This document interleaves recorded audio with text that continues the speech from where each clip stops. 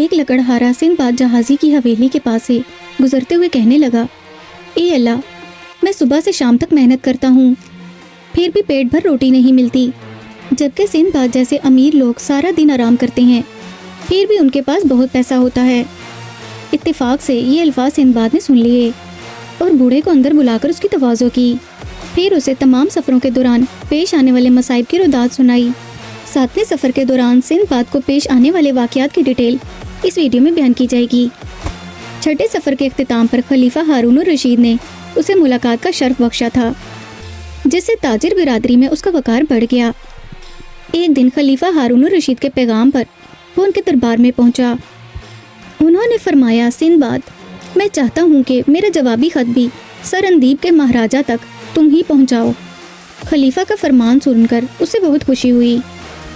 Sinbad کے لیے ایک بہترین بحری جہاز کا بندوبست کیا گیا۔ مہاراجہ کو پیش کرنے کے لیے خلیفہ کی طرف سے بغداد، اسکندریہ اور قاہرہ کے انمول تحفے اس کے حوالے کیے گئے۔ وہ یہ سب کچھ لے کر سر اندیب جا پہنچا۔ مہاراجہ اس سے مل کر بہت خوش ہوا، اور جب اس نے تمام تحفے اس کی نظر کیے تو وہ اور بھی خوش ہوا۔ وہ تو ایک سفارتی سفر تھا، اس لیے اس نے مہاراجہ سے واپسی کی اجازت مانگی اور جہاز لے کر بصرہ روانہ ہو گیا۔ 3 دن کے سفر کے بعد ایک دن ان کے جہاز پر اچانک بحری لٹیروں نے دھاوا بول دیا۔ 6 بڑی بڑی کشتیوں میں سینکڑوں قزاق سوار تھے۔ ان کشتیوں نے ان کے جہاز کے گرد گھیرا ڈال کر انہیں اور ان کے جہاز کو قیدی بنا لیا۔ وہ ان کے جہاز کو ایک جزیرے میں لے گئے اور وہاں ان سب کو بیچ دیا۔ سندباد کو جس تاجر نے خریدا وہ ایک مہربان اور شریف آدمی تھا، اس سے بڑی نرمی سے پیش آیا۔ ایک دن اس نے اسے بلا کر پوچھا کہ تم تیر چلا سکتے ہو؟ اس نے جواب دیا، ہاں۔ اس نے کہا، چلو اچھا ہوا، کیونکہ ہمارے ملک کا دستور ہے کہ جو غلام ہم خریدتے ہیں انہیں ہم ہاتھیوں کے شکار کے کام پر لگاتے ہیں۔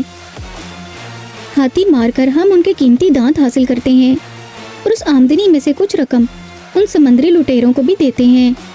میں آج ہی تمہیں جنگل میں لے جاؤں گا۔ شام کو وہ سندباد کو جنگل لے کر پہنچا۔ رات ہو گئی تو اس نے اس سے کہا، دیکھو، تم اس درخت پر چڑھ جاؤ، جب ہاتھی قریب آئیں تو ایک کو اپنے تیر سے نشانہ بنانا، میں صبح آؤں گا۔ وہ خاصی دیر تک ہاتھیوں کا انتظار کرتا رہا۔ بالآخر ایک ہاتھی اس درخت کے قریب آیا جس پر وہ بیٹھا ہوا تھا۔ اس نے تیر چلایا اور ہاتھی زخمی ہو گیا۔ صبح کو تاجر آیا اور وہ اس کے قریب مردہ ہاتھی دیکھ کر بہت خوش ہوا۔ اس نے سندباد سے مخاطب ہو کر کہا، مجھے خوشی ہے کہ تمہارا نشانہ اچھا ہے۔ یاد رکھو، اگر تم ہاتھی کو نہ مار سکے تو پھر وہ تمہیں ضرور مار دے گا۔ وہ ہاتھی کے دانت لے کر واپس چلا گیا۔ اسی روز سندباد کی 2 آدمیوں سے ملاقات ہوئی۔ انہیں بھی بحری قزاقوں نے پکڑ کر بیچا تھا۔ وہ بھی ہاتھیوں کا شکار کرتے تھے۔ ان میں سے ایک اس سے کہنے لگا، اگر ہم ہر روز ہاتھی مارتے رہیں تب بھی موت سے نہیں بچ سکتے، کیونکہ ہاتھیوں میں اتنا شعور ہوتا ہے کہ مرنے والے ہاتھی کا بدلہ اس کے رشتہ دار ہاتھی لیتے ہیں۔ آدمی نے بڑے پتے کی بات کہی تھی۔ اس نے جب غور کیا تو اس نتیجے پر پہنچا کہ ایک تو اسے ایک ہی درخت پر دوسری بار نہیں بیٹھنا چاہیے، دوسرے جب ایک سے زیادہ ہاتھی ہوں تو پھر تیر نہیں چلانا چاہیے، اور تیسرے اس یقین سے تیر چلانا چاہیے کہ ہاتھی ڈھیر ہو جائے، اگر وہ بچ گیا تو اس کی خیر نہیں ہوگی۔ مدتوں ہر رات وہ ایک ہاتھی مارتا رہا۔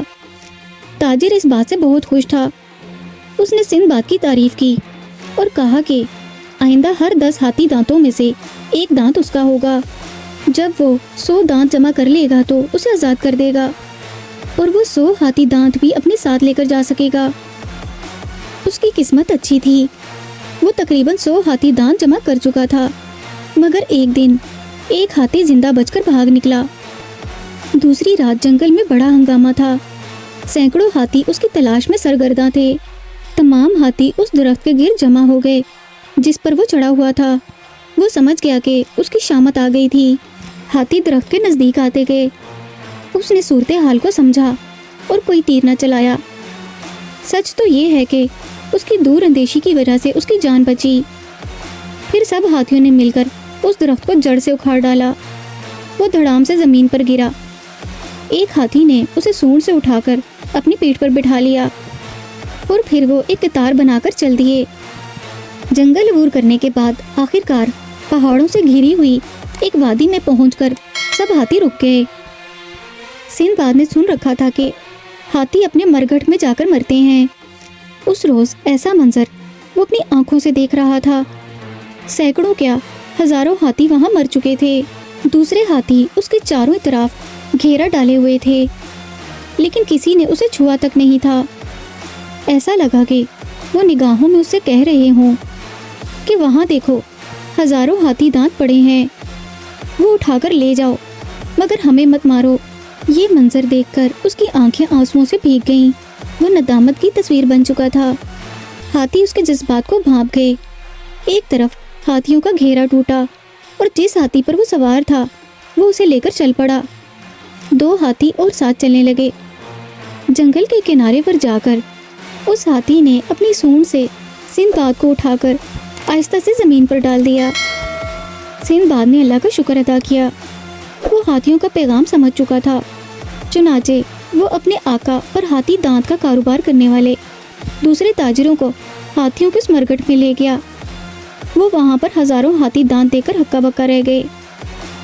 سندباد نے ان سے کہا، دیکھیے، وعدہ کیجئے کہ آپ روزانہ ضرورت سے زیادہ ہاتھی دانت یہاں سے نہیں اٹھائیں گے۔ انہوں نے وعدہ کر لیا۔ وہ سب خوشی خوشی واپس آئے۔ تمام تاجروں نے مل کر اسے تحفوں سے مالا مال کر دیا اور وہ 100 ہاتھی دانت اور تحائف اپنے ساتھ وطن لے گیا اور سب چیزیں بیچ کر بے شمار دولت جمع کر لی۔ 10 سال قبل یہ سندباد کا آخری سفر تھا۔ رخصت ہوتے وقت سندباد نے لکڑہارے سے کہا، یہ خیال نہ کرو کہ یہ دولت مجھے کہیں سے مفت ہی مل گئی ہے، بلکہ میں نے اس کے لیے بہت مصیبتیں اٹھائی ہیں۔ لکڑہارے کو معلوم ہو گیا تھا کہ زندگی میں ہر ایک کو مشکل حالات سے گزرنا پڑتا ہے۔ محترم ناظرین، اگر آپ کو سندباد کے 7ویں سفر کا یہ واقعہ پسند آیا ہو تو اس ویڈیو کو لائک اور شیئر کیجیے، اور اس طرح کے مزید تاریخی واقعات سننے کے لیے ہمارے چینل اشال اسلامک اسٹوریز کو سبسکرائب کیجیے۔